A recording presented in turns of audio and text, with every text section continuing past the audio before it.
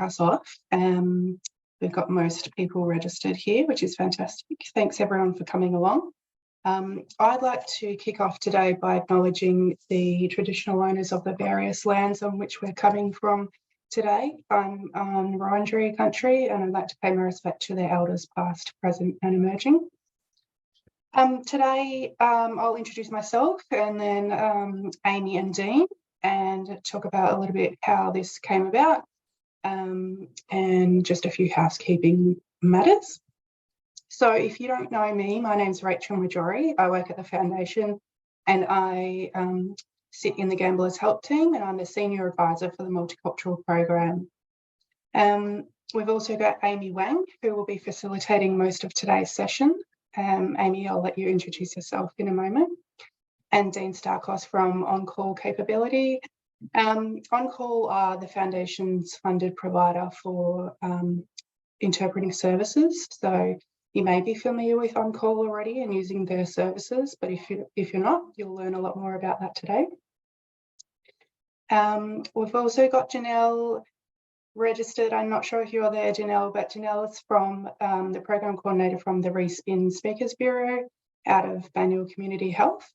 So the four of us have been working together on developing the content for today's session, and it's been a really great process to work with you, Amy and Dean and Janelle, just to make sure that this is as tailored as possible for our audience. Hopefully you will get a lot out of today's session, and if you haven't already registered for part 2, which is next Tuesday, encourage you to do that. We've got probably 3 or 4 more places available for that, but that's filled up quite fast as well, which is fantastic, and that'll be a bit more of a participatory style workshop rather than a webinar. Today I think there'll be a bit of engagement opportunity, but second session a lot more direct learning about working with interpreters in your situation. You'll see that we are recording today's session, so if you have any concerns with that, please just let us know. Videos are not on today. We're recording it as a webinar, so hopefully that's all fine.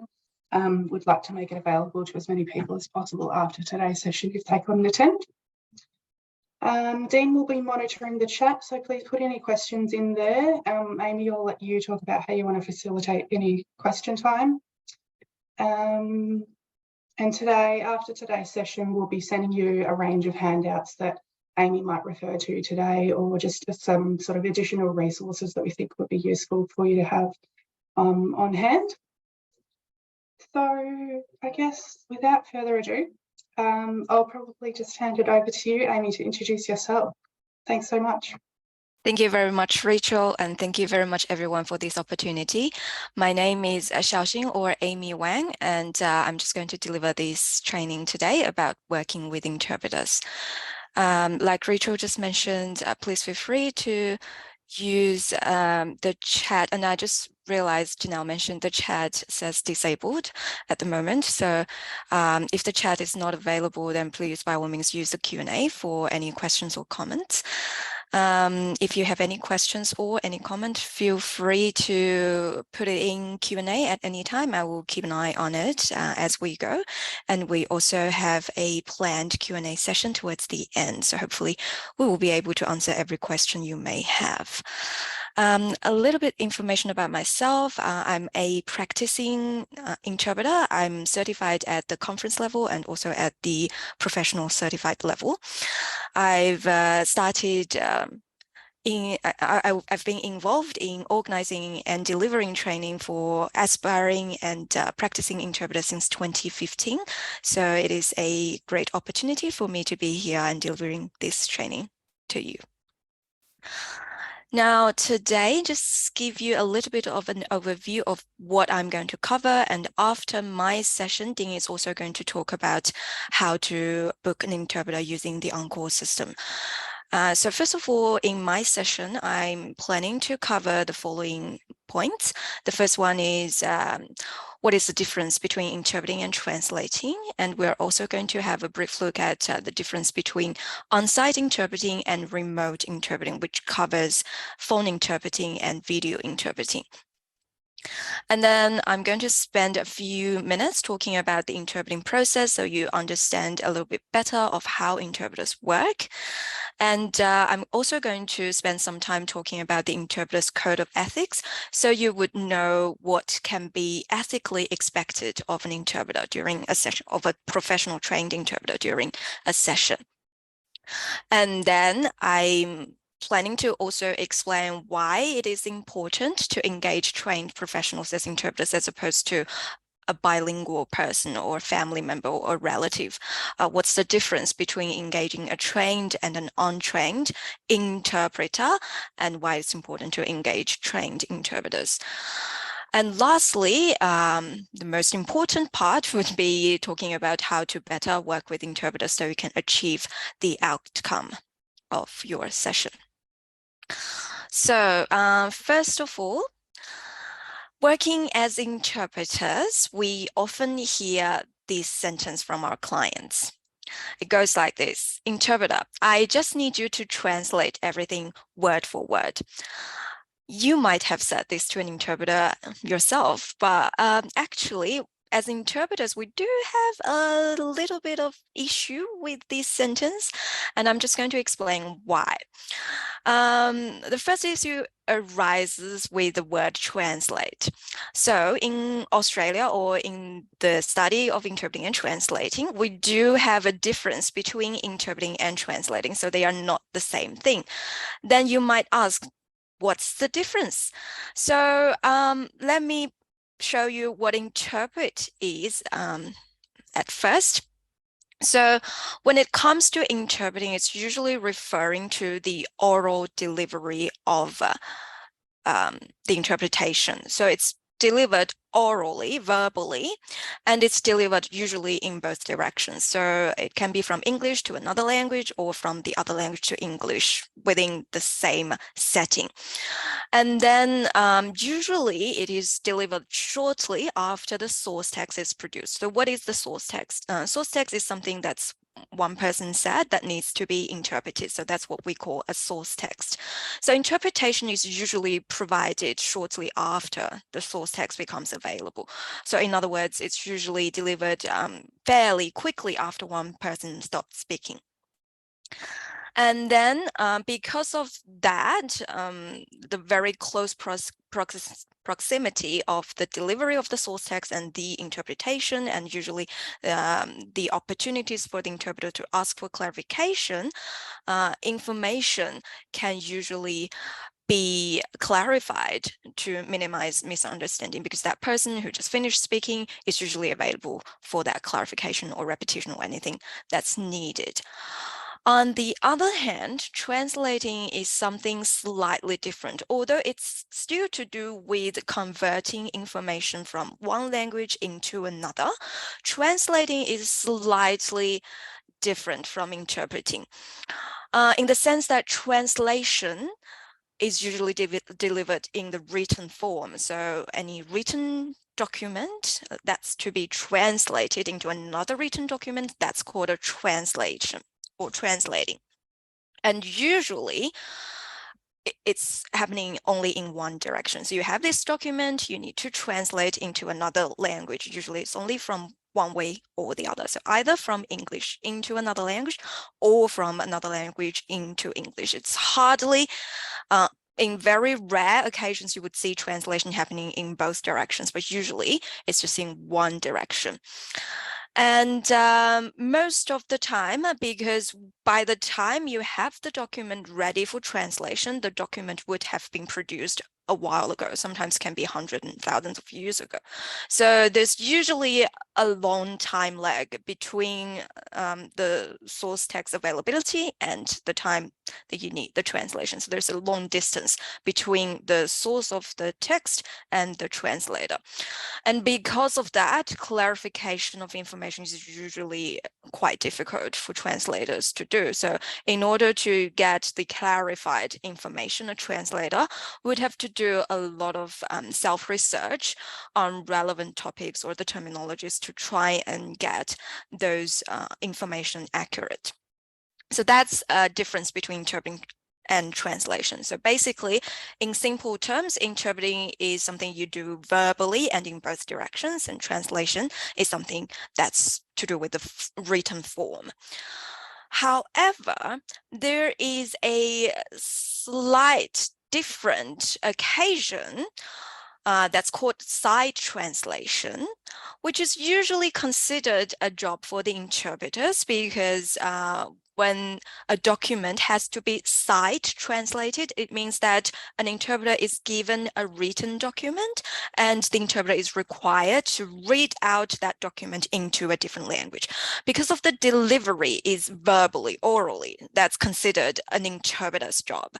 However, we have to also acknowledge that when side translating a document, the distance between the source text author and the interpreter still remains. So there could be chances where the interpreter wouldn't be able to fully understand what's written on it, and they would need further time or further research on the text to better understand the meaning of that text. So for an interpreter, side translation can be done, but with limitations. So the interpreter would need some time to go through that document to ensure that they can understand everything accurately without the opportunity of seeking further clarification, because usually a lot of the time the author of the document is not available for clarification.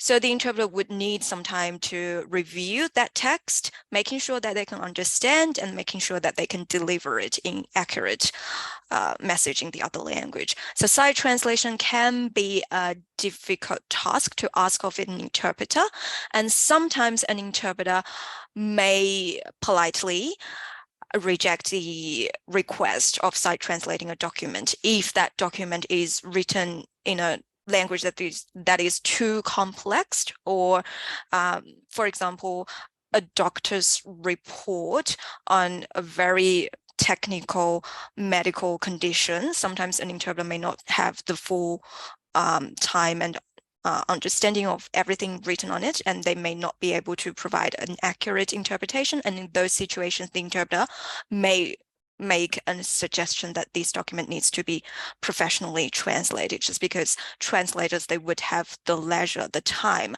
to do their own research and get a bit of better understanding on the topic.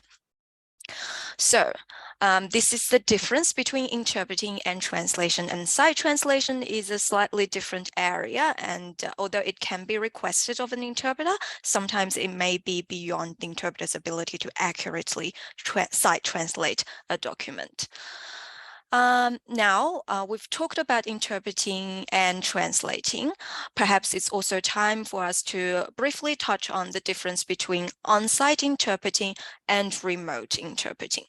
So many of you would have engaged a phone interpreter or even a video interpreter before, and I'm sure you would have had some experience of the difference between having an interpreter on site next to you and having an interpreter engaged over the phone remotely.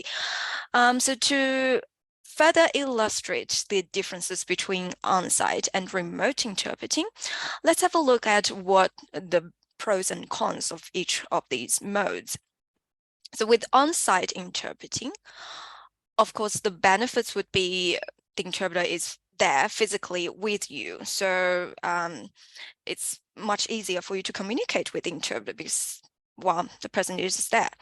So there would also be less confusion, not only for the communication, but sometimes also for the client, because sometimes a client may not be so good with the technology and they may struggle with the technology. And when engaging a remote interpreter, it can be confusing for them.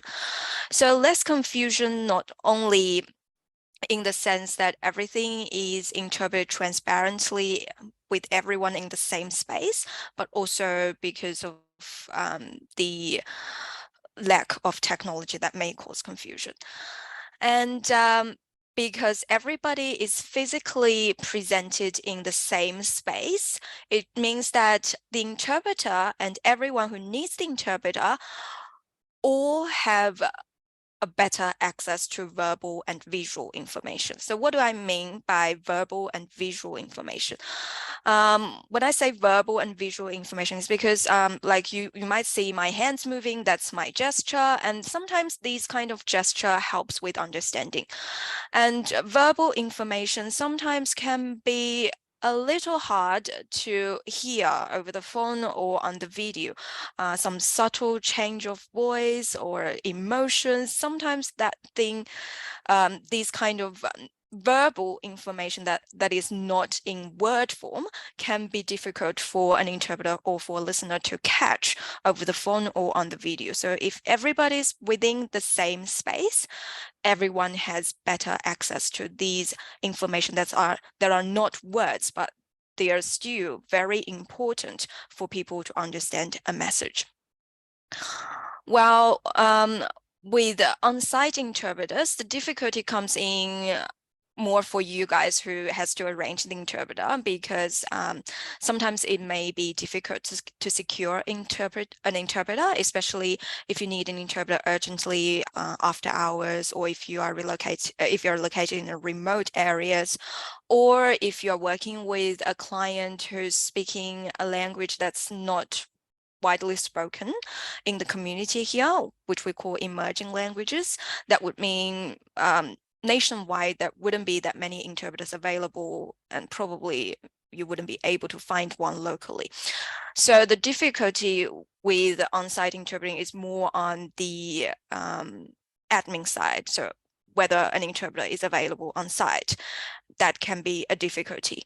And another difficulty could be that sometimes a client may have confidentiality concerns, especially if the client is situated in a very close-knit local community. And there are certain things they really do not want any local community members to know about. And they're worried if engaging a local interpreter, then their secret would somehow leak out. Though with professional interpreters, I should say that everybody has to follow the code of ethics, and there are confidentiality requirements. The reality is clients may have those concerns, and because of those concerns, they may not, or they may prefer to engage a remote interpreter from somewhere else where no one knows the client. So those are the pros and cons of on-site interpreting. Basically, everything's much clearer and everybody understands the full picture all at the same time. But with phone or video interpreting, there are some benefits as well. For example, the availability of the interpreter would be much greater, because with phone or video, you would gain access to a larger pool of interpreter, because it doesn't matter where the interpreter locates. Sometimes the interpreter may be located overseas, and you can still engage an interpreter.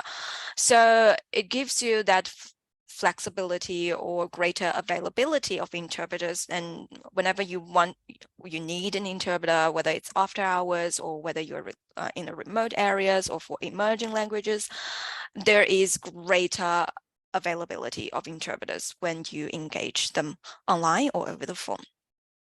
And also, the privacy of the client is even better guaranteed, because when you engage a remote interpreter, it's much less likely the interpreter would have any knowledge of this client at all. And the client would feel much at ease, because even though interpreters are subject to confidentiality requirements, when the client doesn't recognize the interpreter, they will feel much more at ease to talk about issues that are so close to their hearts. However, with phone or video interpreting, I'm sure if you have engaged in phone or video interpreter before, you would have experienced some of those difficulties. First of all is limited access to audio and visual information, and it works both ways, and both for the interpreter and for everybody on the other side. So it can be that you can't hear or see the interpreter very well, and it could also be that the interpreter can't see or hear anything very well. And because of that, there would be a lot of back and forth with the interpreter, because the interpreter would have to ask for repetition, ask for clarification, ask something to be done so that the interpreter can hear better. And it could also come the other way. You would need to ask the interpreter for clarification, repetition, ask the interpreter to adjust certain things so you can hear the interpreter a little bit better. So there are a lot more back and forth with the interpreter.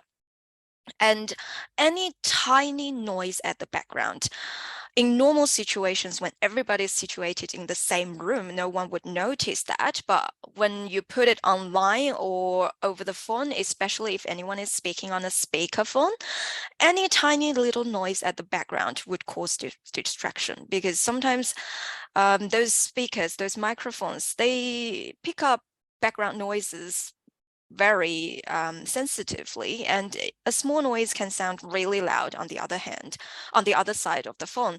So a lot of the times distractions can be caused by background noises. And again, it works both ways. It could be a noise coming from the interpreter side. It could also be a noise coming from the client side. And also, sometimes a client may be confused by the technology. I once had a client asking me, are you an AI interpreter over the phone? So sometimes clients may be confused by the technology and they ask questions and which may deviate the conversation. Or sometimes it could simply be, if you connect everyone online during COVID time, the client may be confused by the technology. They may not know how to operate video interpreting or whatever. So clients may be confused as well. And lastly, with phone or video interpreting, it's largely relied on the quality of the phone line or the internet connection.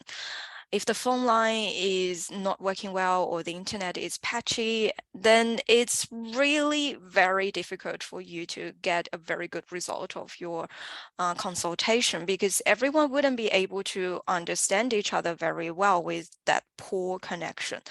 So video interpreting, even though it provides greater availability of the interpreter and better privacy or less privacy concerns for the client, it comes with all these restraints, limitations that may cause, may impact on the quality of your consultation.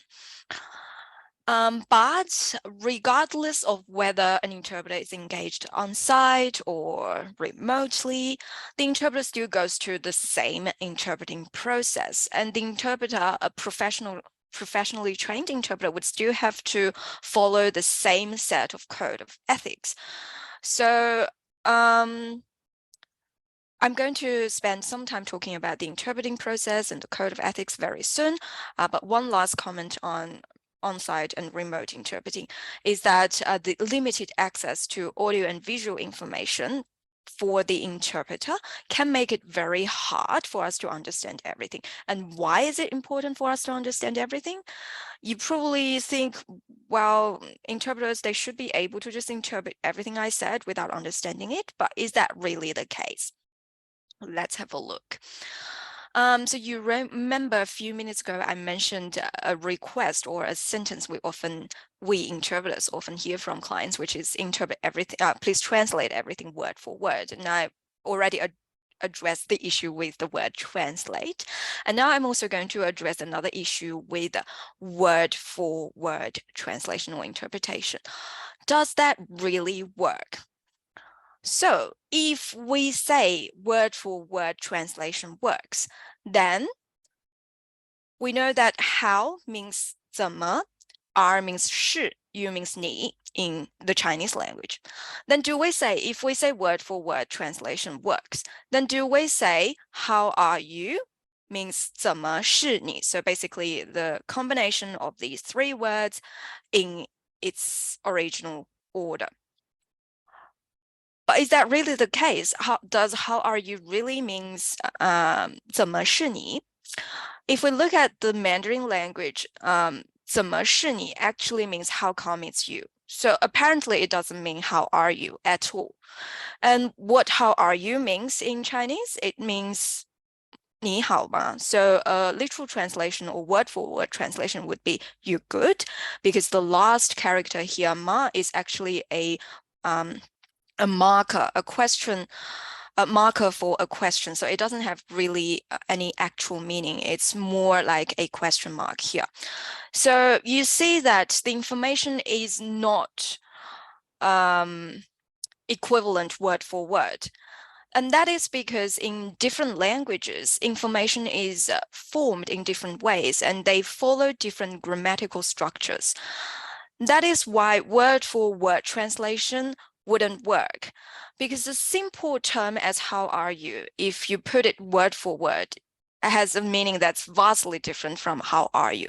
So you can think of any other things, a complete sentence, if you interpret or translate it word for word, it wouldn't make any sense at all, because in different languages have different grammars and they have different structures.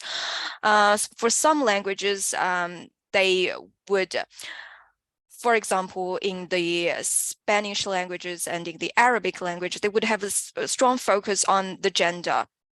And that's something that's missing in English. So how are you going to do that word for word into Spanish or into Arabic languages, or vice versa? So there are a lot of language features that does not reflect across different languages. That is why information cannot be simply translated or interpreted word for word, because it wouldn't make sense. It wouldn't meet the norm or the convention of the target language. So if you say that word for word translation or interpretation wouldn't work, then what is the interpreting process? When it comes to interpreting, how are we going to deal with that message? How are we going to deliver the message? If we can't do it word for word, then what are we doing with it? So within the interpreting process, the first step obviously is to receive the source text. So we need to listen to the speaker and we need to understand, comprehend the speaker. And after we have understood the speaker, then we need to process the information. How are we going to process the information? First of all, we need to take notes so we don't forget every point that's being mentioned. And then we need to think of equivalent ways of saying that information in the target language so that it makes sense and it also follows the target language conventions. And then we produce the target text, which is we deliver the interpretation. So that's a process that we then reformulate or reorganize the information according to the target language grammars. I just realized something with the pose. So this is a three-step process. So first step is we need to receive the information that we need to interpret. Secondly, we need to process the information. And thirdly, we need to deliver that information into a different language. So in this process, comprehension is really important, because we just saw a minute ago that word for word interpretation does not work. So if we know the meaning of one word, doesn't mean that we know the meaning of the whole sentence. If we know the meaning of every word, doesn't mean that we naturally know the meaning of this whole sentence. And it doesn't mean that we can just interpret the meaning of each word and put them together and then make sense in the target language. It doesn't mean that. So comprehension is really important, because interpreters, we can only interpret what we understood. If there's anything that we do not understand, most likely we wouldn't be able to interpret it, because what use of just putting all the words together and make no sense? So we need to understand everything that we hear in order to interpret. And what does it feel like to put yourself in an interpreter's shoes? So I've said a lot about the differences between interpreting, translating, about on-site interpreting and remote interpreting, and about how it's not possible to have a word-for-word interpretation or translation. So now it's your turn to have a feel, and also explain the interpreting process. So now it's your turn to experience what it what sorry, what it's like to be an interpreter. So next, I'm going to play a very short video for you. And what I want you to do is watch this video. And while you're watching this video, you're more than welcome to take as many notes as you want, or if you don't want to take any notes, that's totally fine. Just assume that you have to interpret these short little speech and see how you go. And obviously, I'm not asking you to interpret it into any other language. What I want you to do is after you have finished watching this video, I'm going to give you about 2 minutes to try and repeat what the person has said in English to yourself. So I'm not going to ask any one of you to perform that for the whole class, but I'm going to invite you to try and repeat everything the person has said in English only. So I'm just going to make my sound.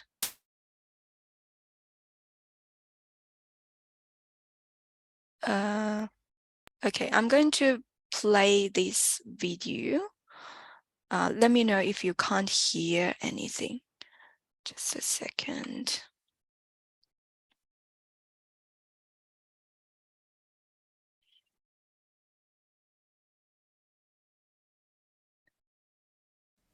Hello, I'm Dr. Warwick. Can you hear anything? Yep, I can hear you. Yep. Thanks, Okay. Amy. All good. I'm going to drag it a little bit back. So apparently this is a doctor and patient consultation, and the doctor asked a question. You don't need to pay attention to that question. It's just to give you a little bit of a background. So only when the patient speaks, you can start taking notes if you want, or pay attention to the patient's speech. Hello, I'm Dr. Warwick. It's nice to meet you. Hi, Dr. Warwick. I'm really glad you're my doctor, Dr. Warwick. I've been to a bunch of other doctors and a bunch of other hospitals and some clinics and stuff. And I just think that maybe they weren't thorough enough. Like, they just need to be really complete in, like, all their tests and their studies and stuff. Because I'm going to be complete with all of, like, all my complete medical history, of course. I'll give you anything that you need, like what medications I'm on and what I have. Like, I have high blood pressure, probably caused by my high cholesterol. I have both. And I also have allergies. I'm allergic to everything, like cats and dogs and trees and everything. Cats are the worst though for animals, but I think I'm allergic to all animals, and I'm even allergic to dust, which is crazy because dust is everywhere. But I have insurance. I know insurance. You probably want to know that too. I'll give my insurance card to your nurse because she'll want to see that so she can do all the paperwork. But I have insurance and thank God, because if you don't have insurance, it's like impossible to get insurance, because especially if you have allergies like me, because then you've had them like forever. But so also, I mean, it's not just insurance. I do have a job. Like, I work. I sell cars. And sometimes I like to help people because I'll give them a good deal on a car. If you ever need a good deal on a car, I can totally give you a good deal on a car. And you're a doctor, so you help people too. So that's good, because I think that's what sort of makes the world go round, is like helping people and everything. But if you have to put me into a clinic or something, or keep me in the hospital overnight, I can do that too. I just have to get time off from work, which is fine. I can totally do that, and have people come. I can call family and they can bring me my clothes. That would be fine. But getting time off from work should be easy. And you work really hard too. Do you get time off from work? So that was the end of the little video. I'm going to give you 2 minutes to 20 to 11 to see if you can repeat that speech. And in the meantime, if you want to put any comment in the chat, just to share your experience, did you find that easy or hard? Why did you find it easy or hard?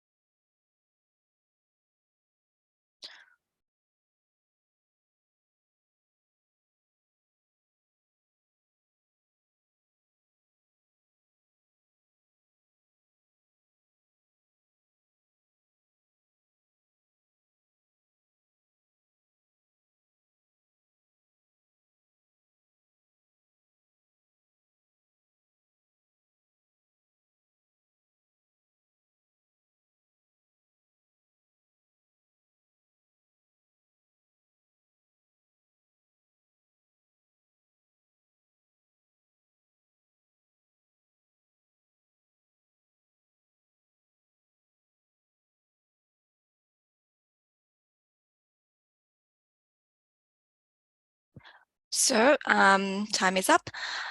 I think, yeah, you're very quiet, but anyway, we've seen one comment. The chat is disabled. I found it, Catherine says, I found it hard to make sure I was capturing all the important points or to know what would be relevant for the doctor. I was scribbling a lot. Thank you very much for sharing your experience, Catherine. And Ellie also shared, because the patient spoke so fast and said so much in that short time, it was impossible to interpret everything. Exactly. Thank you so much. Rachel is that absolutely impossible for me. Yes, and this would be extremely challenging for interpreter as well. And exactly like Catherine and sorry, the other Catherine and Ellie just mentioned, because the patient speaks so fast and the patient is jumping between different points, it would be very challenging, even for a professional interpreter, to take notes and follow what has been said. So now you have had a taste of what interpreter might face. So let's think of it reversely. Then what do you think the patient could have done or would have done to make it a little bit easier for interpreters? Obviously, not every patient would be talking like this, and your good selves wouldn't be talking like this, but it still helps us to have a better idea of what else could have been done to make the speech a little bit easier to interpret that accurately.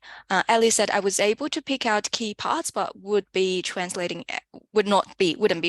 everything accurately. Yes, it would be highly difficult to follow these kind of speech where they are jumping between topics all in one go, and it's very long, delivered very fast. These are all challenges that interpreters may face. So it's very challenging.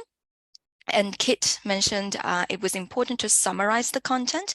The patient repeated a lot and talked fast. Regarding summarization, I'm going to talk about that a little bit later. So thank you very much. Yes, indeed, it would be very difficult to repeat everything, including those repetitions and every elements in that speech. So thank you for your observation. Maria says, I also found it very challenging. Yes, this is intentionally chosen to be a very challenging speech, so we can think of ways of making things less challenging. Yes, Claire, unfortunately, I don't know, I don't have the permission to change the chat. So if everybody can just put the comments in the Q&A, that'd be great. Kim mentioned a case of picking out the key points and judging which may be most relevant to the listener. We'll hold on to this idea for a little bit later, because I'm going to address that in a few slides later. So thank you very much for your comments. Now, we have just watched a very challenging speech. So let's think of ways of how we can make a speech less challenging, not only as a consultation, but also think of ways of helping the client to deliver a speech that is less challenging for the interpreters. Claire mentioned there was no pause when the patient was talking. There need to be pauses for the interpreter to take notes and interpret. Fantastic. Thank you so much. And Kim says, break the questions down. Yes, these are very good suggestions. Thank you. So, like Claire and Kim both mentioned, there are ways we can help make a speech less challenging for the interpreters. First one is probably something not very particular to this situation, is speak in a clear voice. It might sound very obvious, but sometimes, especially over the phone, you may think you are speaking very clearly, but because of the background noise or the poor phone connection, sometimes things cannot be heard clearly. So sometimes when engaging a phone or video interpreter, yourself or the client may have to speak a little bit louder, slower, and clearer to ensure that the voice can be clearly heard. And a very good point that some of you mentioned, it's important to keep the message nice and short. And Kim, thank you very much. Provide a plan to the interpreter in advance if possible. That's fantastic. And that's one thing I'm going to highlight throughout today's session, that is to brief the interpreter in advance so the interpreter can have some background understanding of what's going to happen, and the interpreter would be able to use different strategies to try and deal with those perceived challenges. So another good point is to keep the message, both your message, and remind the client to keep their message nice and short. And if anything needs to be given in a long chunk, try to break it down and pause regularly to make sure that the information is not too much. Because we've just seen a speech of less than 2 minutes, and it was really difficult to capture everything down on the notes and repeat everything without omitting anything. So it's very important. If anybody needs to deliver anything, a very long explanation or a very long answer, try to remember it's better to cut it down or introduce regular pauses after 2 to 3 sentences to ensure that the interpreter can repeat everything in the other language accurately. And another thing is what we have not seen in the video is that sometimes professional interpreters, they may request for a pause or clarification. And in those situations, I'm sure you would respond, but sometimes the client may not. So it may also be a good idea if you see the interpreter is requesting for a pause or clarification and the client is not stopping or not responding to that, probably it's also good practice to remind the client to do so as well. So those are the tips of what you and the client can do to make things a little bit easier for the interpreters. And when it comes to remote interpreting, there are also some specific tips for remote interpreting. If you are going to engage a phone interpreter or a video interpreter. Video may be slightly different if you are using a pair of headsets like mine with a boom mic. Usually that minimizes the background noises much better. But if you are going to conduct video interpreting using a speaker or just using the microphone attached to the camera, then it's best that you find a small and quiet room to minimize background noises, because sometimes background noises can be really disturbing.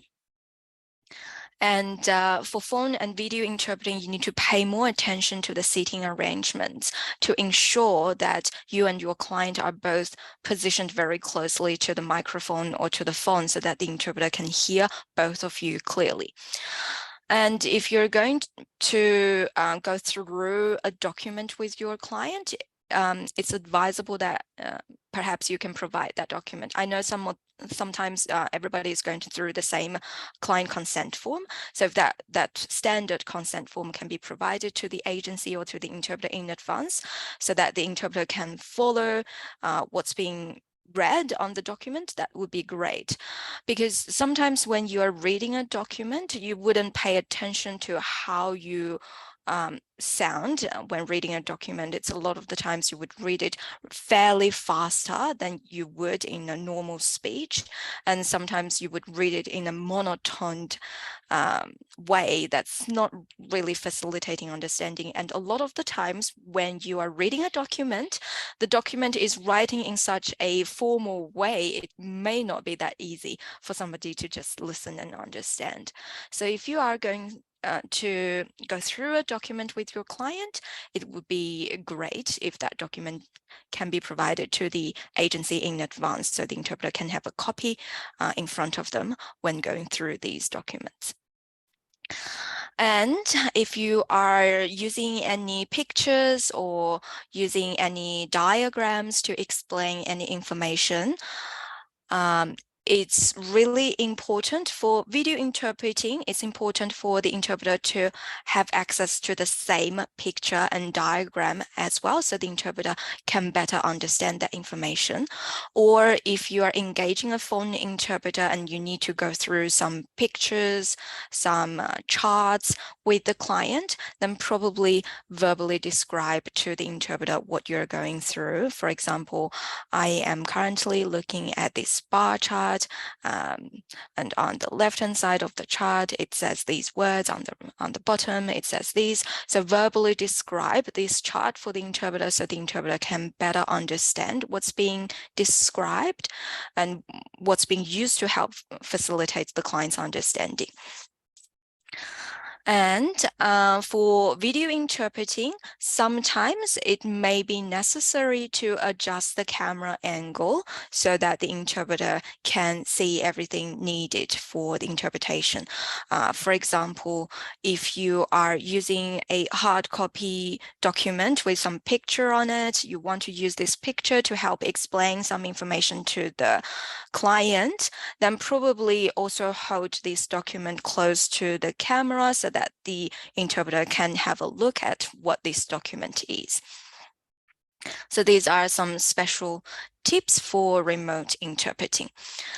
I've been talking for a while now, just wondering if you might have any questions. If so, please feel free to use the Q&A to type in any questions. And while we are waiting to see if there are any questions, I might just move on, because I understand we are pressed for time. So the next part is, I know I've put Zoom poll here, but I know that we don't have the poll function available today. So I want to ask you about your expectations, or in other words, what do you expect of an interpreter? What do you think an interpreter should be doing? So the first one is explain what I said in the language other than English, or sometimes we call it LOT. And the second one is tell me what others have said in English. Or do you expect the interpreter to only interpret relevant and necessary information so no time is wasted? I think sometimes people may have that expectation. Okay, I've seen a question from Maria. Sometimes I do intake phone calls where it is the first time I'm talking to a client and the interpreter was requested on demand. Can I still share to the interpreter the intake document form with a quick email via OnCall? I think this would be a question that Dean would be able to answer, so I'll leave this for Dean later. And make an effort to, or some of you may, or some of our clients may expect an interpreter to build a good relationship with the client. So they're more likely, so the client is more likely to open up to the interpreter. So do you think that's a reasonable or ethical expectation? Or some of you may expect that the interpreter should be providing me with the background information about the client, especially if the interpreter has worked with the client before. Or sometimes an interpreter may be asked, do you think the client has been honest when answering my question? Do you think that's reasonably expectable of an interpreter? And or do you think an interpreter should be alerting you of any cultural issues that you may need to be aware of? Or do you think the interpreter should be raising any language issues with you? And do you expect an interpreter to be always interpreting everything perfectly without mistake? So these are, because we don't have the poll function available today, so I'm not going to ask you to do a poll, so we might just move on. But before we move on, I'm just reading this comment from Claire. I expect from the interpreter to be objective and not to have an opinion that might influence the session. That's a very reasonable expectation, and we will have a look at what are the ethical expectations of interpreters later on. So thank you very much, Claire. We're just moving to the ethical expectations of interpreters now. And we'll see whether Claire's expectations are appropriate.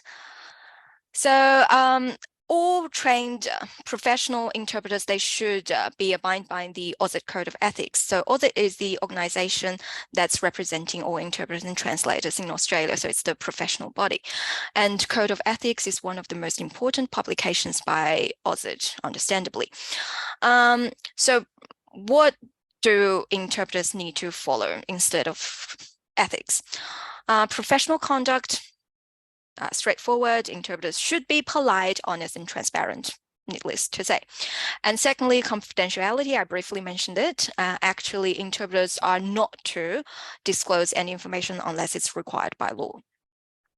Competence, interpreters are required to only take tasks they are competent to perform. So sometimes it's relevant to their certification level, or other time it could be if they can't perform site translation accurately, then they may politely reject because that's outside of their competency level. And impartiality, exactly like Claire expected. Interpreters are expected not to take any sides, so be objective.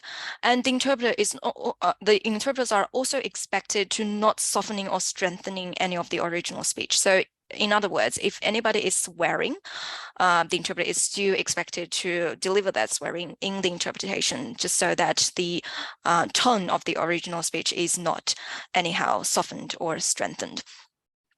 And if the interpreter has any conflict of interest or perceived conflict of interest, the interpreter is expected to declare it as well. And then when it comes to accuracy, many people may think that interpreter's job is to interpret everything perfectly without mistake. But in fact, it can be difficult for an interpreter to really always achieve 100% accurate interpretation without any mistakes. So sometimes there might be occasions where the interpreter need to clarify themselves or correct themselves for when they realize they have made a mistake. And when we say that interpreter has to interpret every information accurately, that does not mean the interpreter has only to interpret everything to the literal meaning. It means that the interpreter has to deliver the information both of the meaning and of the intention. So if somebody says something and they meant another, and clearly within that culture, I'll give you an example.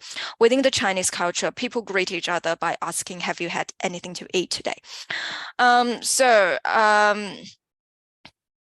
By asking that question, anyone from a non-Chinese culture would be feeling really strange. Why would this person want to ask me this question? So the interpreter would probably either deliver the question with an explanation of this is the traditional Chinese way of greeting a person, or maybe in some circumstances, they might just rephrase this question as nice to meet you or how are you?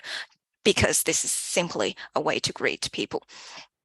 And accuracy means no omission and no addition. So summarization is something that interpreters are not really expected to do. So if something is said, we're expected to interpret without omission. I'm just going to go through the rest of the code of ethics, and I'm going to address some of the questions. And clarity of role boundaries, again, like Claire expected, interpreters are supposed to be objective and do not overstep our professional boundaries. In other words, interpreters are there for only one job, and one job only. That is to convert information from one language into the other. Nothing else beyond this role boundary. Maintaining professional relationships, nothing much to concern. It's basically maintaining good relationship among the client, with the clients and with the agency. Professional development, professional interpreters are expected to go through PD sessions to make sure they keep their skills and knowledge up to date. Professional solidarity, again, not something that would concern you guys. It's basically just requesting interpreters to respect and support other colleagues. The most important code of ethics principles that would be most relevant to you guys would be the first few ones, the confidentiality, competence, impartiality, and accuracy.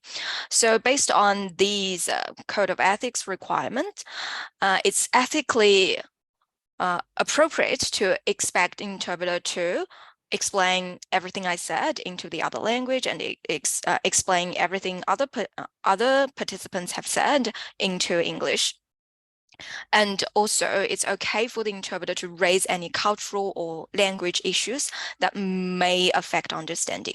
However, an interpreter cannot only interpret things that they think are relevant and necessary, because sometimes what we interpreters think may be relevant and necessary may not exactly be what a professional consultant would think are necessary. So it's hard for us to be certain what is relevant and necessary. So it's required of us to deliver everything without omission. And as interpreters, we cannot be expected to build up a good relationship with the client just because of the impartiality requirement. We have to remain impartial. We cannot take sides with anybody. So we cannot be expected to build up a good relationship with the client. And in fact, interpreters are expected to facilitate the rapport building between the client and the consultant. So we are not there to have a good relationship with the client. And due to confidentiality requirement, even if an interpreter has worked with a client before, we are not supposed to disclose anything about the client to anybody who was not involved in the previous consultation. And an interpreter is not able to provide any advice, any comment on anything other than culture or language. So an interpreter simply cannot answer the question about, do you think the client is telling me the truth? Well, we can't answer that question. And the interpreter, there may be situations where the interpreter may make mistakes. So in order to minimize those situations, it's good practice to remember to talk nice and short, talk in clear voice, and allow the interpreter opportunity to ask for pause and clarification. So I'm just going to address some of the questions. Kim asked 2 questions. The first one is, how much background information could they provide without possibly breaching confidentiality from previous? Actually, we cannot, as interpreters, I just mentioned that we cannot disclose any information from previous dealings with the client, unfortunately. Would they need to check with the client about what they want this new professional to know and not pass on everything they know from previous? So again, when an interpreter has worked with a client before, and if you ask whether the interpreter has worked with a client before, the interpreter may be ethically expected to say that, sorry, I really can't say anything about this client. And the best way would be for you to directly check with this client. I know sometimes our hands are tied. Asha, I would like the interpreter to be non-judgmental. Yes, exactly. The interpreter should be impartial because that is key to client rapport with the counselor. I think the interpreter is acting on behalf of our service in a way. So an interpreter is impartial, so they have to be non-judgmental. They should not display any personal emotions or personal judgments on anything that's being said. And also, because of that, the interpreter is not really delivering the service on behalf of anyone. So the interpreter is an independent party involved to just help with the interpretation. So I do get the sense that because the service has engaged the interpreter, so whatever the interpreter behaves or says is also a reflection on the quality or on the integrity of the service. I get that sense, but in fact, the interpreter is supposed to be purely impartial, so they are not there on behalf of anyone. But I do agree, it's really important that an interpreter should be non-judgmental. It's very important. Thank you. And sometimes you may notice that especially trained interpreters, they speak in first and second persons as if they are your client. For example, if the client says, I'm not feeling good today, the interpreter, as opposed to saying that the client says she or he is not well today, the interpreter is usually just saying that in the first person, saying that I am not feeling well today. So why is that? There are a few advantages of using first and second persons in interpreting. That is because, first of all, it's more straightforward to use direct speech instead of saying she said, he said, and you have to think of how to structure this sentence, change the tense and other things. So it's much more straightforward for interpreters to just use the direct speech. And secondly, it's also to avoid confusion, because what if the patient or the client mentioned a third person? For example, here I give an example. When a male client says, referring to someone else, he does all the shopping. So if the interpreter says he does all the shopping, so then who does all the shopping? Is that the client does all the shopping, or someone else does all the shopping? So it can be quite confusing.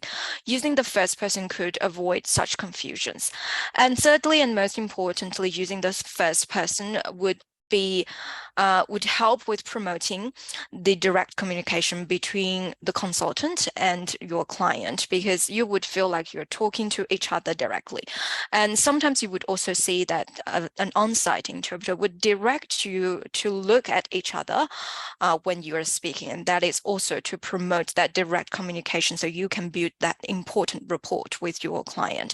So next time when you engage an interpreter, do not feel bad not to talk everything to the interpreter. So we would like to encourage you to talk directly with the patient, with the client, saying you, instead of talking to the interpreter, can you please tell him or tell her, so that you can build that rapport with your client. After saying that, how to choose the right interpreter? We're finally touching on engaging an interpreter. When choosing an interpreter, obviously with certain culture, gender could be an issue. They may not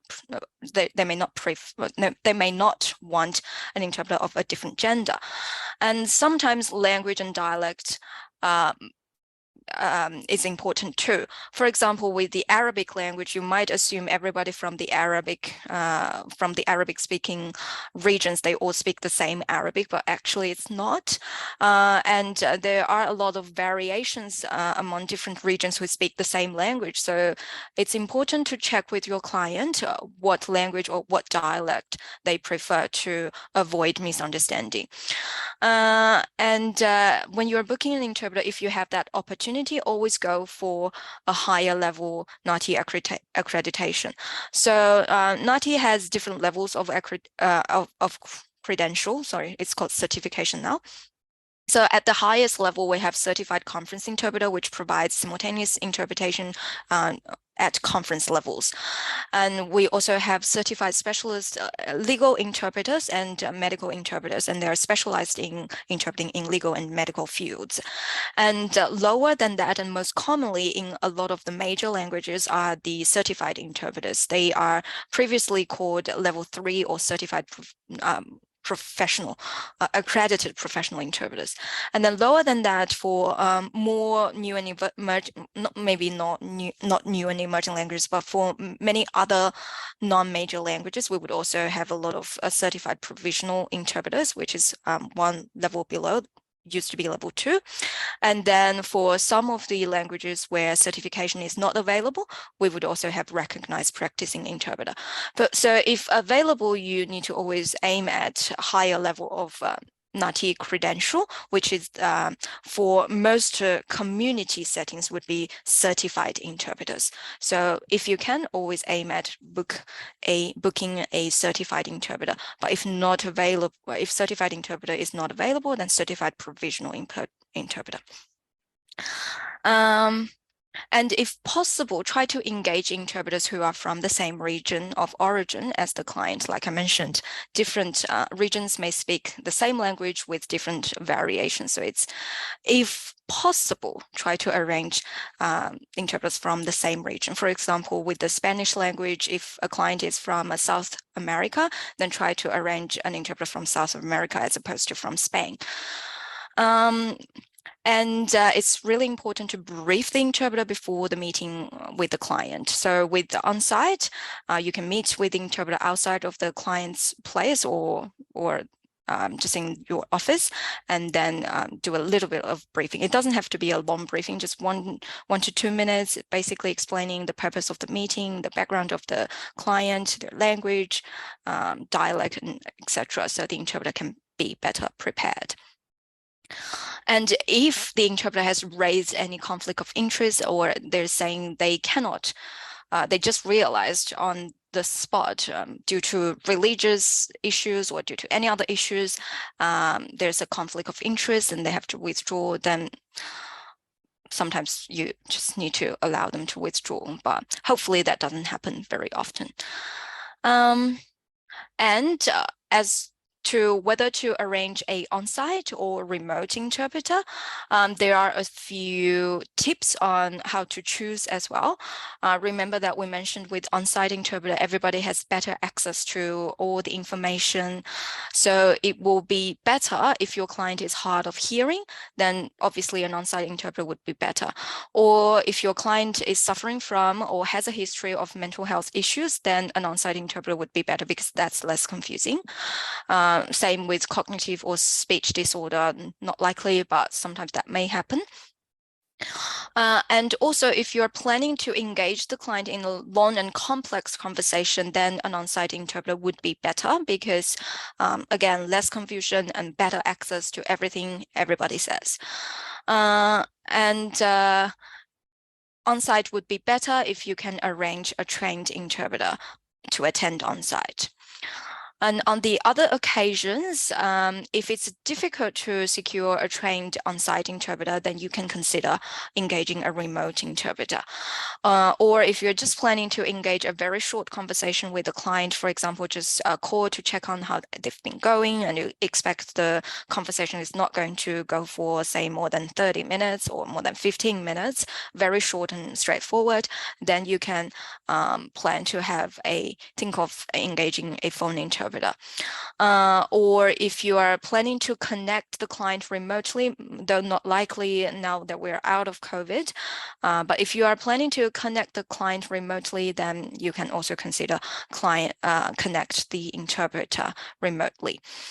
Or if a client has very serious confidentiality worries that you don't think they would open up to anybody they might know from the local community, then you can also consider engaging a phone interpreter. And also, before you engage any phone or video interpreter, make sure that the location where you're going to join that meeting has good phone reception or internet connection. Otherwise, it's not going to work. So let's talk about why is it important to engage trained professionals. I've just showed you one reason, that is because trained professionals, they are bound by the code of ethics. But also another reason, let's have a look at this short video again. Another short video, sorry. Let's have a look at another short video for 2 minutes. I know we are pressed for time, but I will quickly show you another video. So you can see the detrimental effects when you engage a untrained interpreter. So this is obviously fictional. It's from a comedy show, The IT Crowd, but still it gives you the idea of what an untrained person might do. Scusa, non capisco il tuo accento. I have always wanted to visit England. Siete la stessa signora io ho parlato al telefono? I'm looking forward to sampling some of your famous English food. Well, I'm sure that can be arranged. Bella bella arrangella. Noi dobbiamo un altro interpreter perché io capisco niente questa signora. So, what do you want to talk about? Now you listen to me, Bernatelli. Me listen, Benedelli. I hope by the end of this meeting we can become firm friends. I like you and I like what you've done with your company. Hopefully we can join forces and plough our way through these uncertain times. Hopefully join forces, plough uncertain time. What do you say? Bernatelli and Renham Industries. Together we'll be bigger than ever. Bernatelli and Renham Industries. Delle fare bella, bigger than ever. Cosa sta succedendo? Hey, I'm gonna stand up and start talking slightly louder. Aspetta, lei non sta udendo quello che dico. Do you like my suit or not? Madonna, che è una basiletta! The woman to my left smells like she's been for a run. Cosa sta succedendo? This meeting is going better than you might think. Quando sono arrivato qui non aspettavo di essere insultato in giro. I love what you have done with this office. Can I borrow some of your erotic art? For how long? L'è finito, capito? Finito! L'è fatto enimmo molto bastardi! On second thoughts, I'm gonna go. Never contact me again because I'm mental. Well, that was a waste of time. Next time you have a bright idea, Linda, keep it to yourself. And for God's sake, get a shower. So that was the end of the short video, and it just illustrated some of the points why it's important to engage a professional interpreter. So you can see a lot of things went wrong, and basically, as a person who doesn't speak that language, which is Italian in this case, you wouldn't know what's being said through the interpreter. So the risks of engaging a non-trained person is, first of all, you have no guarantee of the person's language skills, both in English and in the language other than English. And secondly, there's no guarantee of any impartiality, any confidentiality and accuracy. And as you can say that the female figure, Jane, oops, am I sharing? Yeah. The female figure, Jane, was basically just saying things randomly and making that sounds like it's Italian, but actually it's not. So there's no guarantee of any impartiality, confidentiality, and accuracy. So she clearly knows that she's not interpreting and she's not clarifying or correcting anything that she said. And it's less likely the person would understand the importance of linguistic presence. This is a new idea I brought in here. So linguistic presence means that everybody sitting in the room should have same access to the information. So if a non-English speaking sitting in the room while other people are talking things in English, so this non-English speaking person should have the same access to this information as an English speaking person. So that is what we call an linguistic presence. So even though they do not understand the language, they should still have the same access to everything, every message that's being delivered in the language. And apparently an untrained interpreter wouldn't know what it means. So when they do not know what it means, it's less likely they will be able to ensure that everybody has the same access. And a non-trained interpreter, as we've just seen, they're not likely to ask for pause for repetition or clarification just because they think it's losing face if they do so. And it's more likely they will just summarize things or just misinterpret information without you or anyone knowing what's being actually said. And it's more likely to cause confusion and mistrust. And we've just seen in the video, in the end, there's a great trust issues happening between those two parties. So these are the risks. And so from the interpretation itself, there are risks too. So they're more likely to be misinterpretations. Some of those may be intentional, like we've seen in the video. Some of them can be unintentional because they simply don't know better ways of explaining things in a more accurate way in a different language. Then it's likely to have information being omitted or distorted without anybody knowing. Sometimes the interpreter, him or herself, may not know that they have omitted or distorted the information. The tone of the speech being softened or strengthened. We see that at the end of the video, the party that's leaving the meeting has actually used a swear word, and that wasn't interpreted. Inappropriate advice being offered by the interpreter without others knowing. So the interpreter might have engaged in some side conversation with the client and actually advised the client to do something without your knowing so. So in other words, the interpreter could have an undue influence on the client. And obviously there will be misunderstanding and mistrust caused by that interpretation. And there could also be potential confidentiality breach just because the untrained interpreter, they wouldn't know they have the obligation to keep everything confidential. And also most likely it will be a very poor communication outcome. So you came here trying to reach a goal with the client, and by engaging a non-trained interpreter, you may not be able to achieve that goal. So these are the risks of engaging untrained professionals.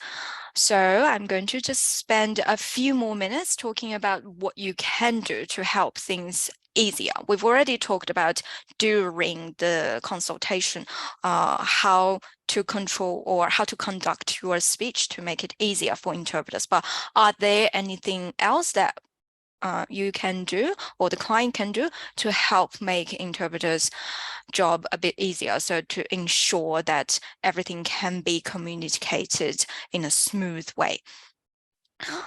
So obviously, like some of you have suggested, to provide the interpreter with some kind of a briefing beforehand can help with a smooth communication later on. Most important things to brief the interpreters include a client's dialect, because that can have a major effect on whether the client and the interpreter can understand each other without difficulties. So the client's dialect and their country or region of origin is important. So the interpreter can be prepared if they're not from the same region. Sometimes you can't help with that, but even if they are not from the same region, they may be able to prepare and deliver an interpretation that's very close to or very likely to be understood by the client, and vice versa. Another thing to brief the interpreter is the reason why you need to see the client today. So in other words, the ultimate purpose of your meeting, the outcome you want to achieve throughout today, so that the interpreter can have a better understanding of your intention, and they will be able to interpret everything. Remember that accuracy means interpreting everything with both the meaning and the intention. So if they know your intention better, they will be able to interpret things better. And if you plan to go through any documents with the client, probably provide a copy to the interpreter as well, or at least if you don't have a spare copy for the interpreter, then provide the copy to the interpreter a few minutes before the meeting so the interpreter can have a read through. For remote interpreting assignments, then those standard documents like client consent form, if you can provide it to the agency in advance, then the interpreter can prepare it at their own time. And such briefing can be done both on site and over the phone, or on the video, obviously. So if you are going to brief the interpreter, ideally before you meet the client, because once you are in the same room with the client, then the interpreter is expected to interpret everything, including your briefing, to the client. And when doing it over the phone, so by engaging the interpreter before dialing the patient, if you dialing the client, sorry, I keep saying patient. Before you're dialing the client, if that's a three-way conversation, so dialing the interpreter first, give briefing, and then dialing the client. If you are visiting a client physically, then call the interpreter before you see the client to give that briefing. And also at the beginning of the consultation, invite the interpreter to introduce themselves to the client, so that the interpreter can also explain. A trained interpreter would also be able to explain to the client how to work with them. For example, things like they will be speaking in first and second persons, everything will be confidential, or things like that. They can explain to the client too. They may also tell the client to say things short and clear, so that you don't really have to reinforce that message. And before you go ahead, check with the interpreter and the client to see if they're both happy to go ahead. Like I mentioned, sometimes there can be some dialect issues. They may not be able to understand each other very well, or there could be a religion issue that would cause some conflict of interest. So before you go ahead, check with both the interpreter and the client to see they're both happy to go ahead. And it would also help if you can brief your client about how to work with interpreter, especially if you are going to engage untrained interpreter. So if you are going to engage an untrained interpreter, or if the interpreter didn't seem to have introduced the ways to work with the interpreter with the client, then you can ask the interpreter explain through the interpreter how to work. For example, you can tell the client that we have the interpreter here today. The interpreter will be speaking in first and second person, so please always look at me and talk to me directly without instead of talking to the interpreter. And the interpreter will interpret everything that's being said. So if there's anything that you do not want me to hear, please do not say that in front of the interpreter. And the interpreter will not take sides, and they will keep everything confidential, just to build up that expectation so the client know what they can expect of the client. And also you can say to the client at the beginning or remind the client during the session that they should speak direct to you, or they should speak in a clear voice. They should try to say things in shorter chunks or pause in between their speech to allow interpretation. And if you see them constantly engaging in a side conversation with the interpreter, then you can also remind the client to not chat with the interpreter other than providing any clarification or repetition to the interpreter. And also you can remind the client to not ask the interpreter for any advice about what they should be doing. Like I mentioned, explaining to the client what they can expect of an interpreter is especially important when they engage an untrained person, because by explaining this through the interpreter, you're also giving this expectation to the untrained interpreter as well. So they are receiving this as well. Supposedly, if they are interpreting everything, they should understand these are your expectations of the interpreters as well. And following a consultation, only if there is anything arising from the consultation, for example, if you noticed there are some cultural issues, language issues, then you can ask the interpreter for a debrief, or you can offer a debrief to the interpreter. So if you notice there might be any cultural issues, or the interpreter has raised any cultural or language issues, then probably stay longer for a few more minutes to discuss those issues with the interpreter, so you can make better arrangements for future appointments. And you can also talk with the interpreter to find ways to better communicate with this particular client in future, because there might be some subtle cultural issues that you were not aware of, and then the interpreter brought to your attention, and then they can give you some advice about how to better communicate with this client in future. And if that session is particularly challenging emotionally, for example, sometimes people with gambling issues, they may have a lot of anxiety issues and may have depression, and they're talking about a very traumatic experience, then please, if you can, offer a few more minutes to the interpreter, asking how the interpreter is feeling, and just talk about ways that not really ways that they can deal with this, but maybe just try to ease their mind, saying that making a few jokes, making them feel a little bit better, just check their emotional well-being would be okay. So only when there is a very emotional consultation that you probably, if possible, if you don't have any other urgent things to attend to, then probably spare a few more minutes talking with the interpreter, checking on their emotional well-beings. So that's everything I need to say. Sorry, I'm rushing through it a little bit, just because I get overexcited. I have so many things that I want to say. The last 2 slides of mine are basically just templates or examples of how or what you can say to the interpreter, especially if you are engaging an untrained interpreter, then you probably would really need to go through everything with an untrained interpreter. So a template about how to brief the interpreter. So, hi, I'm meeting with this client today. They're originally from this country or this region. This is important just because of the dialect variation. And I'm meeting them because of this. Tell them what you want to achieve. And if you are going through a document with them, just tell them this is the document I need to go through. Especially with untrained persons, you need to tell them, I'd like you to interpret everything. And even if that there are any swearing words, I want you to interpret them. I would also need you to interpret everything directly as if you were the client. And feel free to stop me or the client if either of us is speaking too fast, or if you find anything difficult to understand, or if we're speaking for too long. And also tell them, I would like you to explain your role to the client once we go in, but before I do so, could you please introduce yourself to so-and-so. here's a template of how to brief your client, especially important if you're engaging an untrained interpreter.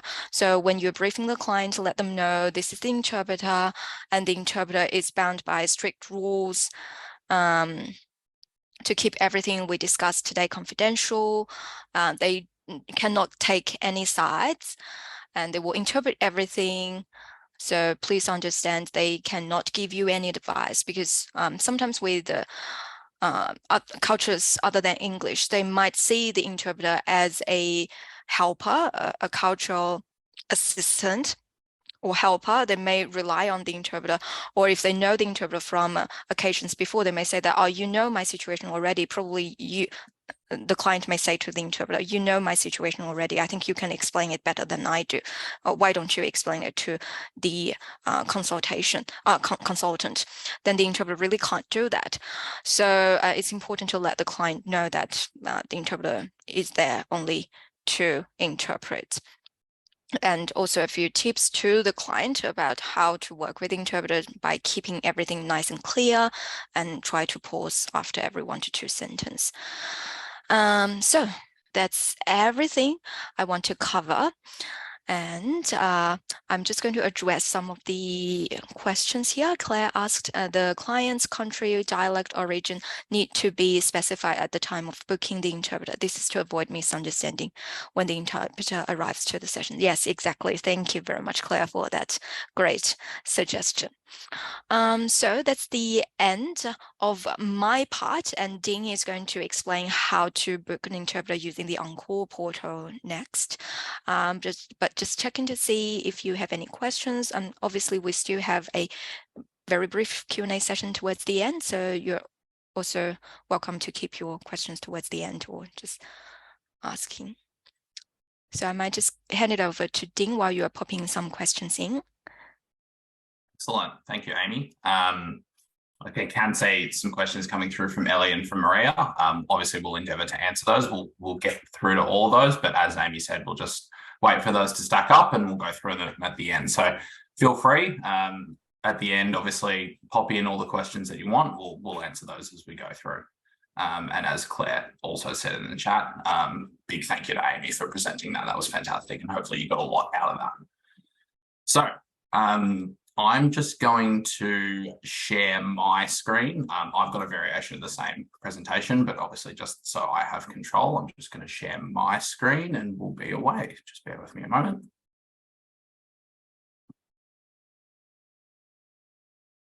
Okay, Amy, do you want to just control and I'll tell you when to flip the slides? It's probably easier, given you've got control of it at the moment. It's probably easier.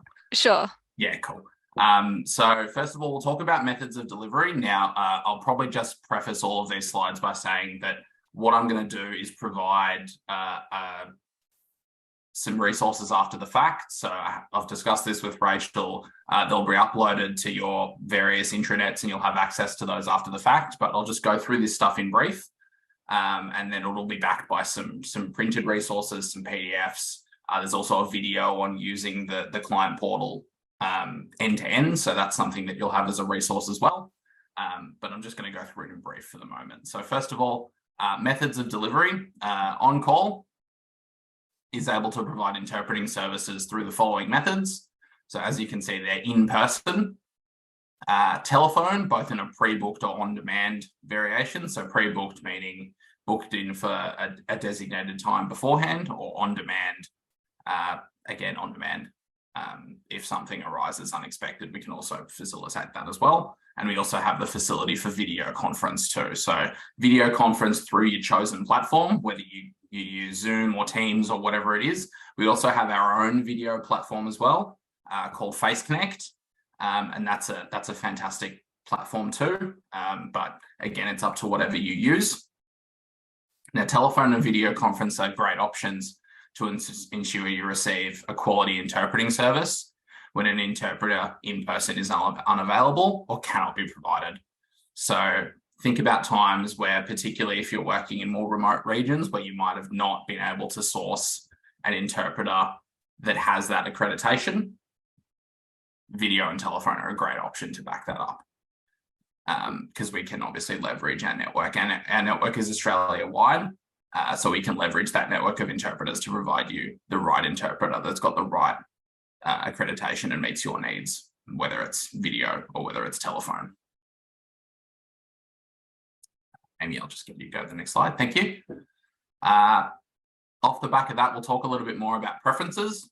So when creating a booking through our portal, which some of you may have already used, or requesting one over the phone, so talking to some of our staff, you are able to set preferences for the interpreter OnCall will provide. These preferences include some of the things that Amy's already spoken about.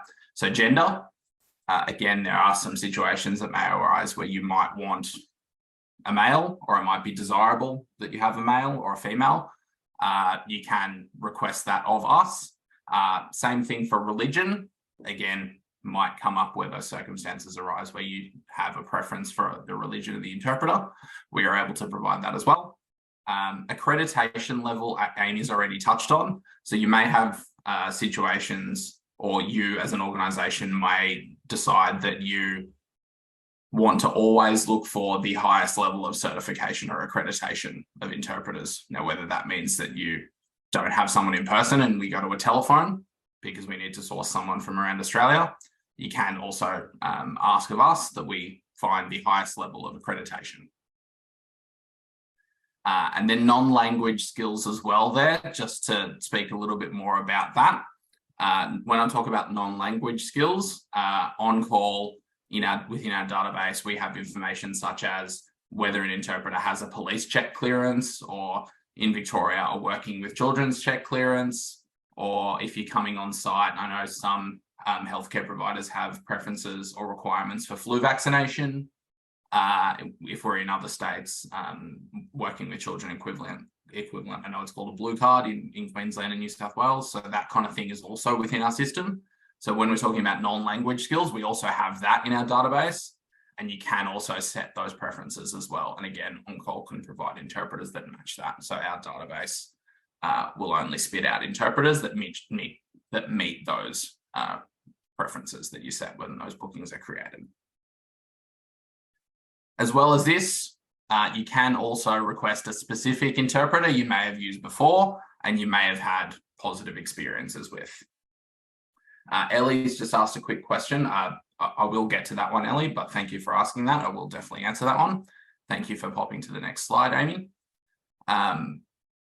We'll talk a little bit more about the process for making a booking now. So first of all, you can see there it's a little bit of a flowchart type situation. So first of all, confirming your cost center. It's really, really important if you are using the portal or if you are calling OnCall to create a booking, that you confirm your cost center and you have your client details handy. So all of our clients have a specific client number.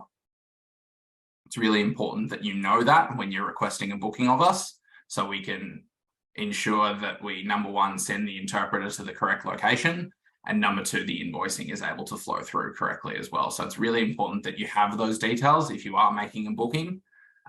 There are probably some people that are on the call that make bookings more often than others. But if you are maybe calling up OnCall and looking to make a booking for the first time and you perhaps haven't been the one to call and make that booking before, really important that you do a little bit of homework on your end and ask and confirm your client number and confirm the details associated with the account that you have with us, just so we can make sure that we send the interpreter to the right place. And again, we can invoice correctly as well. It's a time saver for you because it'll take us less time on the phone to create that booking. And it's also a time saver for us, so we can make sure that everything flows through on the back end of our system as well. So that's really important, first of all. Then we enter the service details. So when we're talking about the service details, the logistics of where we need the interpreter to be, time, date, location, language, the duration of the booking as well. Some of our interpreters have multiple languages within their skill set as well. So you might have a Mandarin Cantonese interpreter, but for that booking, you only need them to interpret in Cantonese. So that's something you can note to us as well, and that'll go in the service details. But that's essentially the logistics of when, where, how, what, why, those kind of information. That's where you enter your preferences as well. So that's something, again, you can do through the portal or you can do over the phone talking to one of our staff members.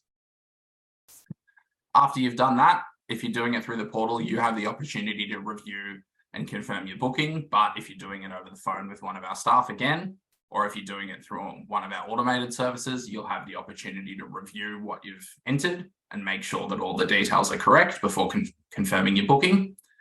And then that last bit of the process, so that grey little arrow there, register your positive or negative feedback. That's a post-booking thing, obviously. So if you've got anything positive or anything negative to say about that interpreter, whether that's to do with their punctuality, whether that's to do with the quality of the service, we obviously want to hear about it because it's going to make sure that we can deliver the best service possible next time. It's going to make sure that we can action that feedback in a positive way. If it's positive, obviously pat on the back. If it's negative, we'll go to work on that and we'll make sure that you don't have that negative experience again.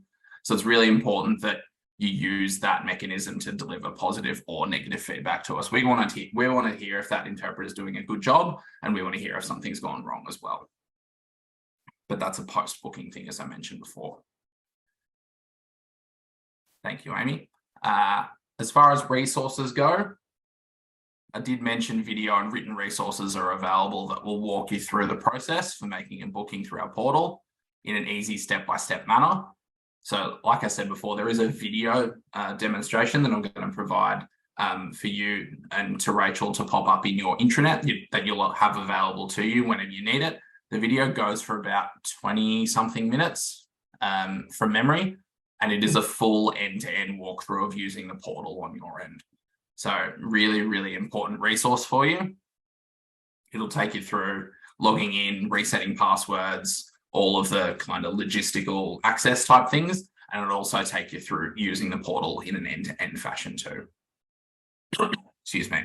So that'll be made available, as well as some written resources, so some PDFs and that kind of thing as well. All of that will be provided after the session, and hopefully it'll give you that backing that you need. As it says on the screen there, you can also contact OnCall directly to speak to our knowledgeable and friendly staff who can walk you through the process and help you out and answer any questions you may have. So that's always something that you have in your back pocket. As well as that, any further questions or requests can be forwarded to, that's actually my email address. So that's the email address that I monitor, so capability@oncallinterpreters.com, and we can answer any questions that you have. So really, really important that you know that that mechanism is there for support. You'll have all your resources, and hopefully we're arming you with all the tools you need to use the portal in a new way, or in the best way you can. But also if there's anything that's potentially out of the ordinary that you need assistance with, we're always there to support. We want to make sure that you can use our products in the best way possible. Maria's just asked a question as well. I'll park that, Maria. I'll answer them in a moment. But those are the resources that will be made available to you post the session. And I'll just get you to pop forward one slide. And there it is. Thank you. And we appreciate your time. So like I said, this is a very, very brief demonstration on what the portal can actually do for you. More detail will come in those videos, and those are obviously on-demand resources as well. So whenever you need them, you can just pop to them and jump to the particular part of the video that you need, and then you can have it there in your own time. Now, this session will obviously be recorded, so you can come back to it and have a look if you'd like, but those more longer form resources will be a great resource for you going forward. And like I said, thank you. And I appreciate your time while we delivered this. We will just do a little bit of a question and answer in a little bit more detail. So if you guys just want to populate the question and answer, both with questions for Amy and for myself, we can just go through and have a little bit of a chat. So I'll just start with Maria's questions first. So Maria's just asked while Amy was speaking, sometimes Maria does intake phone calls where it is the first time talking to a client and the interpreter was requested on demand. Can I still share to the interpreter the intake document or the form with a quick email via OnCall? So that's sometimes a little bit difficult logistically, Maria, because sometimes we might have situations where the interpreter doesn't have access to that or doesn't have access to emails while they're participating in the on-demand service. They may not have emails on their phone and that kind of thing as well. It is theoretically possible that we can do that via OnCall, but it's not always possible just due to the logistics of sometimes interpreters are taking these calls on the move when they're maybe going between jobs. So it's not necessarily always possible and that the interpreter is going to be able to receive those documents and review them before the on-demand service happens. So I hope that makes sense, Maria. But it is something that we can do. It's something that our systems allow for. And Maria's also answered or asked another question further down. If we have a new staff member, who should we contact for them to have a username? Could we use that email? Can use that email, Maria. There is also another email that's going to be in all these written resources that we provide. It's for our client services team. So it's basically the team that monitor the back end of all of your profiles, or all of the client profiles. So that's something that they can do for you. But again, that information will be in the written resources that I provide. So I hope that makes sense. It's done. I'll mark that off as answered. Excellent. And then we'll go to Ellie. So do all interpreters travel to regional Victoria areas, or is the availability limited? It depends, Ellie. So it's not a blanket rule. So interpreters essentially provide us their details of where they live and their preferences of where they're available to work. But depending on their availability and depending on the job, potentially the length of the job, and depending on what other jobs they've got on for that day, they can take up work in regional Victoria areas, but it's a job by job basis thing is probably the short way of answering that question, Ellie, if that makes sense. Okay. And Ellie's also answered another one, or asked another one, sorry. And she's just said, thank you so much for VRGF, OnCall and RMIT for organising and deliver the session.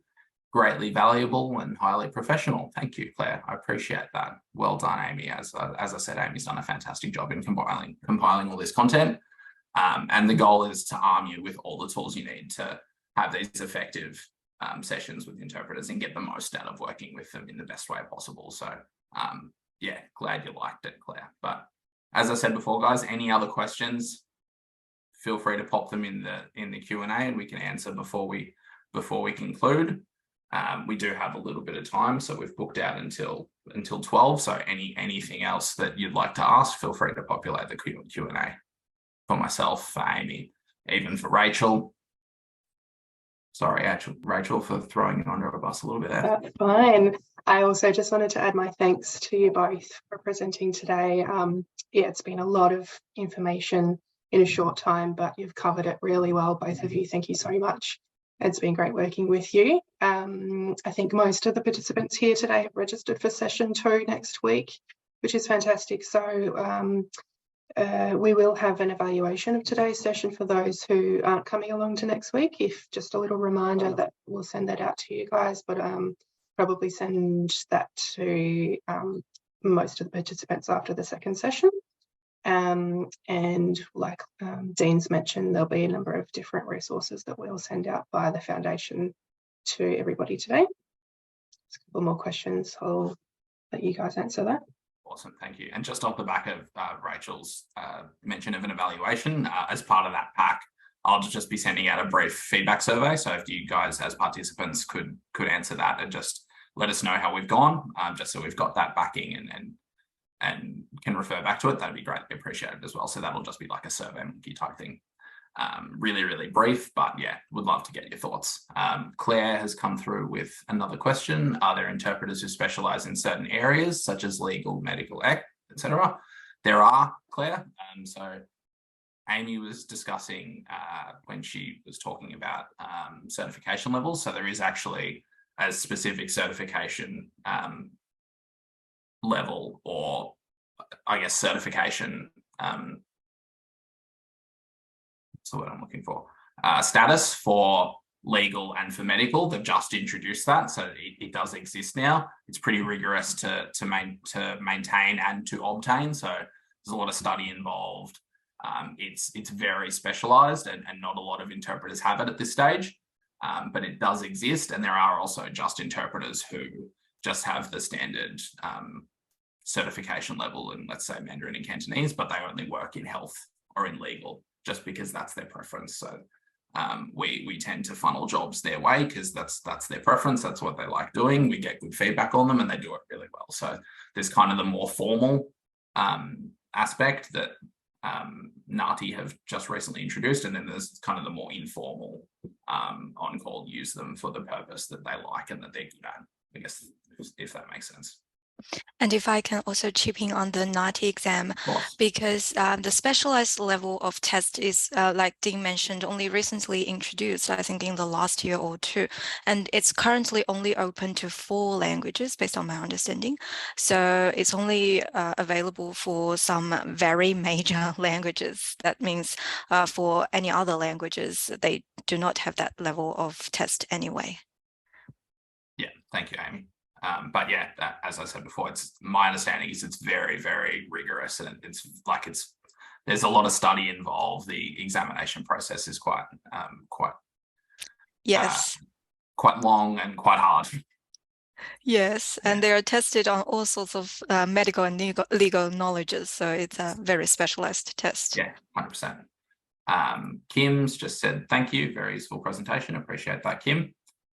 Missy, if the cost code is linked to our site address, but we're waiting an interpreter for an event at a different event, can that be updated in the booking details? It can, Missy. So if you've got some kind of variation of needing to send an interpreter to a different address, you can definitely do that. That's something that can be entered in those booking details, or you can just tell the customer service officer that you speak to that that's the case. So you can definitely do that, Missy. It's more so important to have that client number, just to make sure we're able to link it back to your profile, and just to make sure that we're able to invoice appropriately and make sure that everything goes where it needs to go and flows through the process. But good question. Ellie again, what is the typical turnaround time for requesting an interpreter and having the request confirmed and booked in? It depends, Ellie. So if it's an on-demand service, we can have an interpreter available within about 5 minutes, if not less than that. Essentially how the process works is that our automated system, once we put in the interpreter details and the requirements, our automated system will start calling interpreters that have made themselves available within those hours. And it's essentially a first come, first serve basis. So whoever picks up the phone first and says, yes, I'm available for this job, it'll automatically connect. So yeah, the whole process end to end, from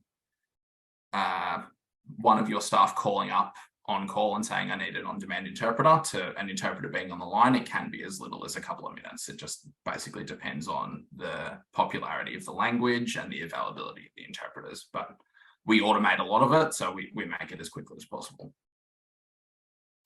That's Ellie's question there, so I'll mark that off as done and done and done.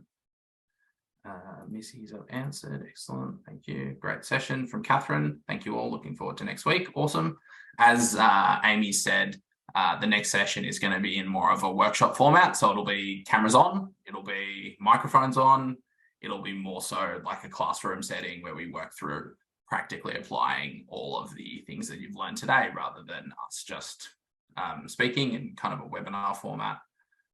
Much more hands-on. So be prepared to be a lot more involved. A lot more activity-based stuff, and yeah, hopefully you'll get a lot out of that, and hopefully you've got a lot out of this session as well. But yeah, kind of different aims and different goals. That the goal of that one is that you apply all the stuff that you learned today.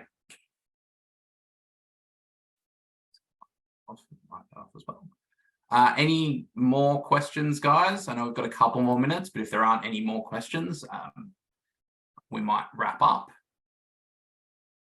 I'm just monitoring the question and answer. Manny, thank you. Very informative. Looking forward to next week. Take care. Appreciate that, Manny. Appreciate that, Maria. Appreciate that, Missy. Again, big thank you to Amy. Big well done to Amy. She's been fantastic in developing the content and also fantastic in presenting as well. But I think that's a wrap, guys. I think we might wrap up. Thank you so much, everyone, for your kind words. Well deserved.